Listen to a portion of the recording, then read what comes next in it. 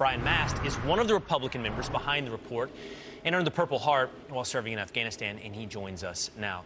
Congressman, great to see you this morning. Good morning. What can we hope to accomplish 1 year later in terms of truth and accountability? Well, for the American service member, it's important because it goes to our core. It hurts us. It's something that still haunts a lot of us. And I think what we need to learn from this is that the most significant military operation of the entire war, withdrawing from Afghanistan after 20 years, the administration didn't plan for this. They purposefully did not have a plan. They purposefully did not go through exercises of seeing how this would work out or how they would get people out of there or how they would deal with visas. They didn't want to do sand tables. And what we learned from all of that is that when you don't do that, as the military already knew, you will fail. And I just want to make one other quick point on this. The reason this is so important is Afghanistan, to me, it's a crappy piece of dirt and rock.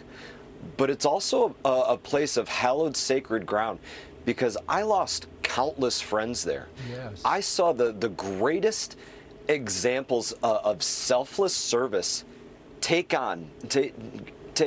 place mission after mission after mission.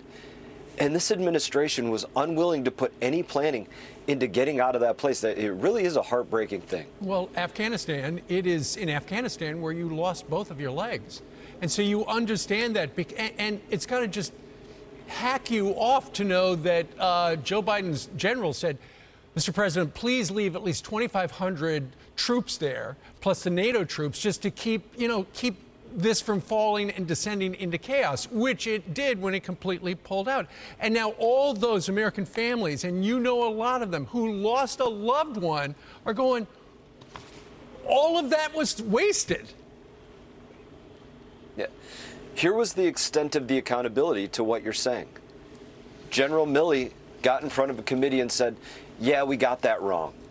That was the full extent of the accountability for what happened with 13 Americans being killed in a situation that could have been prevented if they would have practiced it, if they would have planned it. And this is the most basic military statement that we live under when we're planning for the smallest of operations. Yeah.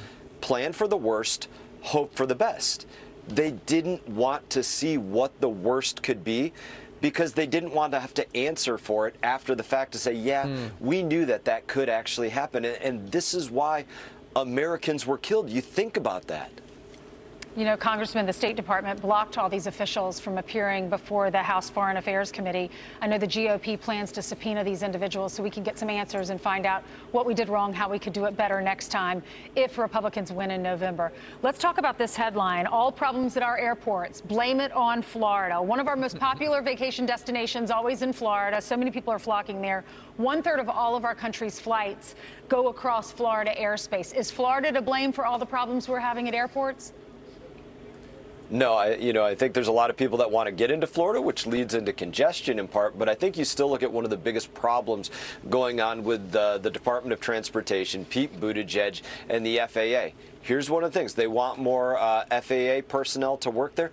If you don't have a vaccine, guess what? They're still not willing to look at you for hire. If you don't have a vaccine, they're still looking to fire you. This is still something that's plaguing every single government agency, that they want to haunt you with vaccine mandates and mask mandates and have you work from home because they still think that COVID is something that is, maybe the biggest thing that's affecting Americans in the way that they see it because it's politically convenient for them. Well, and we're going to have a live report in the next hour about how the shortage of air traffic controllers is slowing down things all across the country. Congressman, thank you very much for joining us on this Tuesday morning. Thank you.